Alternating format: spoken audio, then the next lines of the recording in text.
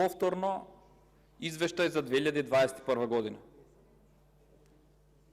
Разговараме за извештај на Државната комисија за одлучување во втор степен од областа на инспекцијскиот надзор и прекршочната постапка,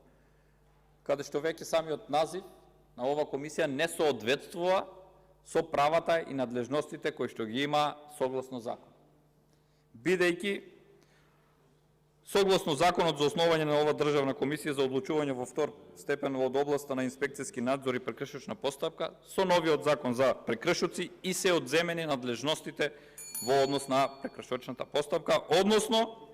од 1.1.2021 година Државната комисија повеќе не е надлежна да постапува по жалбите против одлуките за прекршок што се донесени од прекршочен орган, кога со закон е пропишено да одлучува во прекршочна постапка која надлежност се пренесува на управниот суд. Со тоа самата комисија и се скратува и надлежноста и обемот на работа, а со тоа и е потребно и целосно реструктурирање на оваа комисија, иако од страна на извршната власт, не знам дали по насока и по сугестии од самата комисија или своеволно самата извршна власт, односно владата, имаше неколку обиди за спојување на оваа комисија со друга комисија, односно со Државната комисија за одлучување во втор степен во управна постапка и постапка од работен однос, каде што со закон се сакаше да се продолжат мандатите на досегашните членови и оваа комисија да стане еден клучен елемент, каде што надлежностите кои што ќе бидат дадени, ќе бидат од широк спектар и целосно нема да можат да одговорат на задачите. Но овде застана работата и сега го разгледуваме, цитирам уште еднаш, извештајот за 2021 година, за жал во 2023 година. Јас имам неколку клучни прашања во однос на овој извештај, кои што се од овој извештај и произлегуваат од самиот извештај, и доколку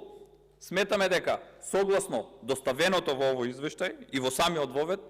вели вака: Државната комисија за одлучување во втор степен од областа на инспекцијски надзор и прекршочна постапка е самостоен државен орган кој има својство на правно лице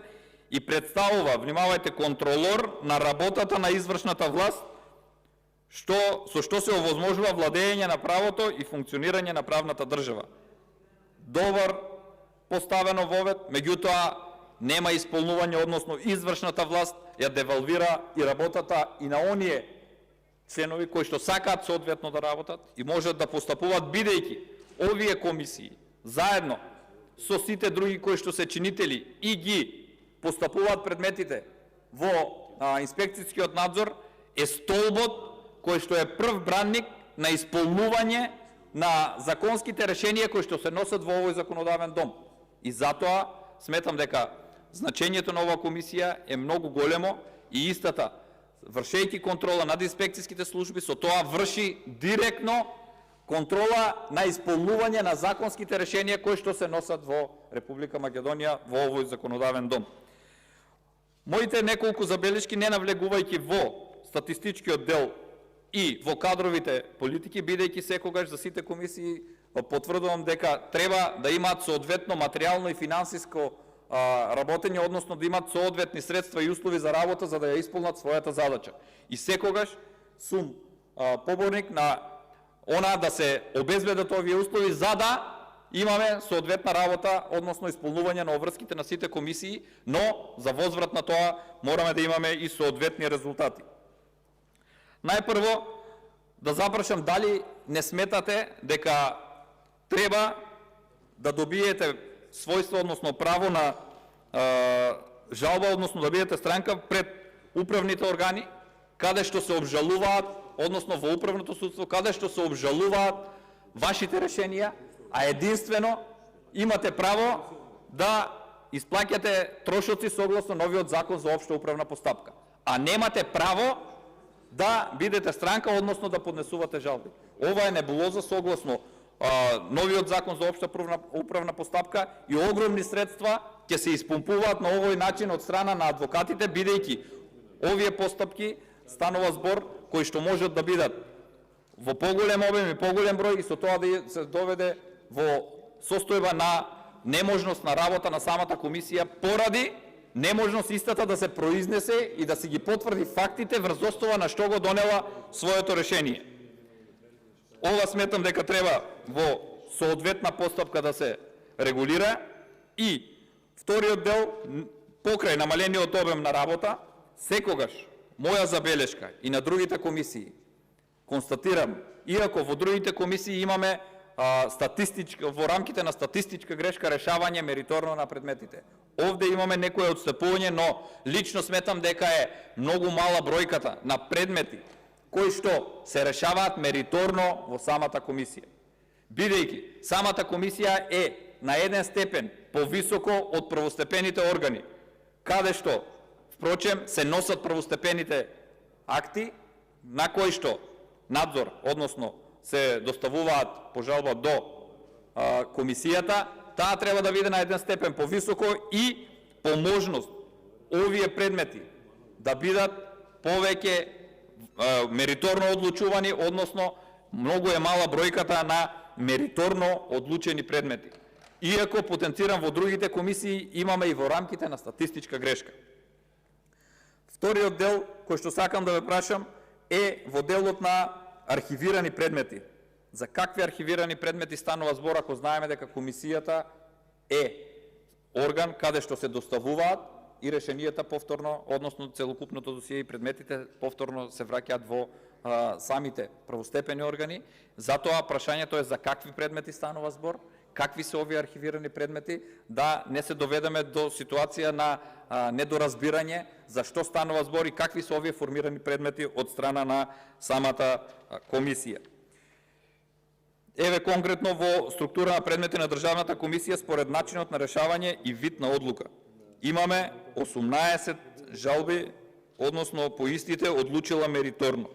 Само 18 предмети, а околу вкупниот број на предмети во 2021 година комисијата одлучувала во 527 жалби. Сметам дека 18 од 527 е многу мала бројка за решени предмети мериторно, а додека другите се согласно доказите дали прифатени или отфрлени или одбиени жалбите, тоа е веќе предмет каде што не можеме да навлеземе, бидејќи фактите и доказите се приложени токму до комисијата. Но во делот на управно-судската заштита по предметите на Државната комисија, заклучно со 31.12.2021 година евидентирала комисијата 113 поведени управни спорови против решенијата на Државната комисија. Она што го потенцирав, се заведуваат управни спорови, се трупат трошоци на комисијата, а истата не може да постапува, односно да има својство да ги докажува своите решенија и основите врз основа на што ги донеле ваквите решенија. Врз основа на тоа, во 13 пресуди тужбата е отфрлена, во една пресудна постапката била запрена, додека 30 пресуди се уважени, односно тужбата се уважува, а решението на Државната комисија се поништува. Од презентираните бројки може да се заклучи дека дури 75% од пресудите на управниот суд се во управниот суд биле потврдени. Она во сите области се провлекува она мериторното одлучување. Ева, во број на решени предмети во инспекцијска постапка од областа на трудот, социјална политика, образование и култура имаме само 5 мериторни одлучени предмети. Во однос на животната средина и просторно планирање, локална самоуправа имаме 10 решени мериторни одлуки. Во областа на земјоделство, храна и ветеринарство и здравство имаме само една мериторно. Ова состојба се провлекува во најголемиот број на области кои што ги постапувате и сметам дека во наредниот, иако